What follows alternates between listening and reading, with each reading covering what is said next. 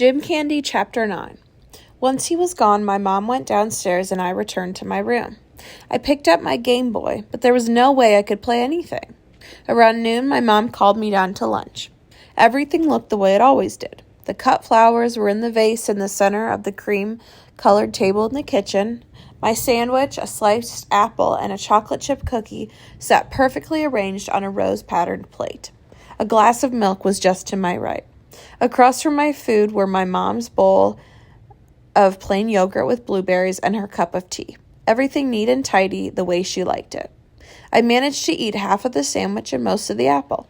She finished about the same amount of her lunch.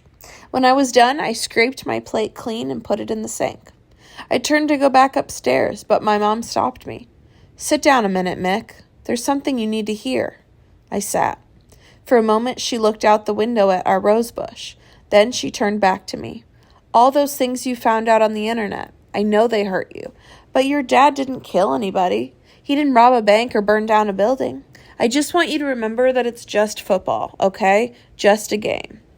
I started to answer, then stopped. "What?" she said. I shook my head. "Nothing. Tell me." "It's more than a game to him, Mom," I said, "and it's more than a game to me, too." She frowned. "Only if you let it be, Mick." My dad didn't come home for dinner that night, but my mom told me not to worry. He called. He drove up into the mountains to Roslyn. I told him to rent a cabin and stay the night. He'll be back tomorrow. I ate half a hamburger for dinner.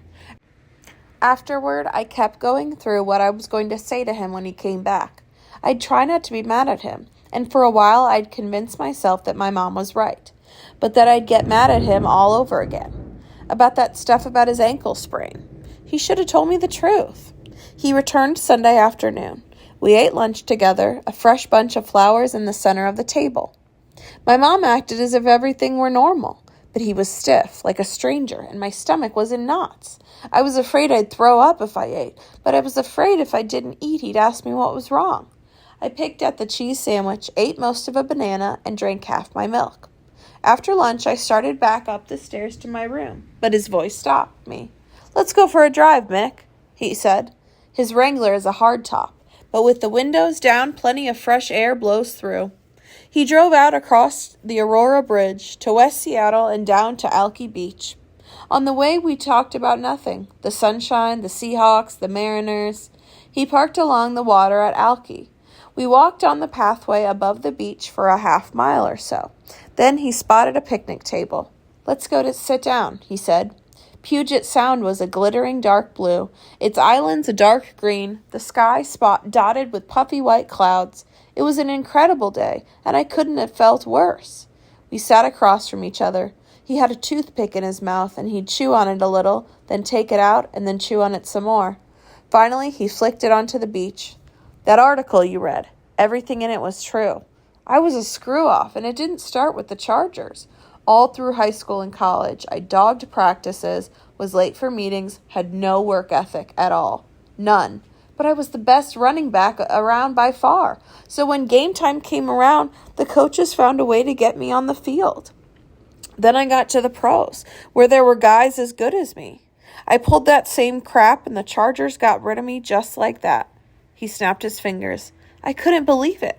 Sometimes I still can't believe it. So I came back to Seattle, my tail between my legs. I managed to land a job on sports radio, and a few years later you were born. That was quite a moment seeing you. I looked into your crib and thought, he's not going to end up like me, wasting his talent. I know I've worked too hard all these years. Your mom says I put too much pressure on you, and I guess I do. But you're good at football, Mick. Really, really good. I don't want you to get so mad at me over this that you quit."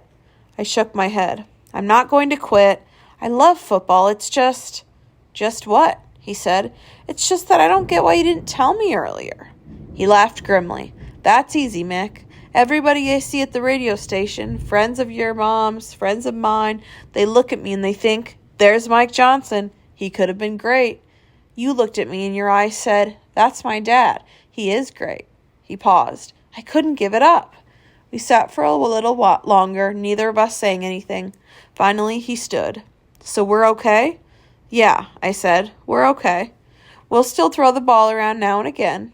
Yeah, we'll still throw the ball around. On the drive home, neither of us spoke. I don't know what I thought.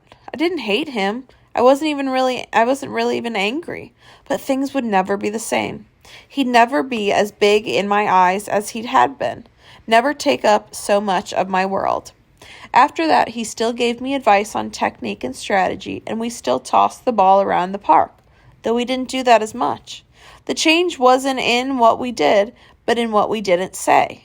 He never again described the big plays he'd made on the football field, and I never again asked him about them. They were all in the past, buried. It was unspoken, but we both understood that the games that mattered were the games yet to be played. My games.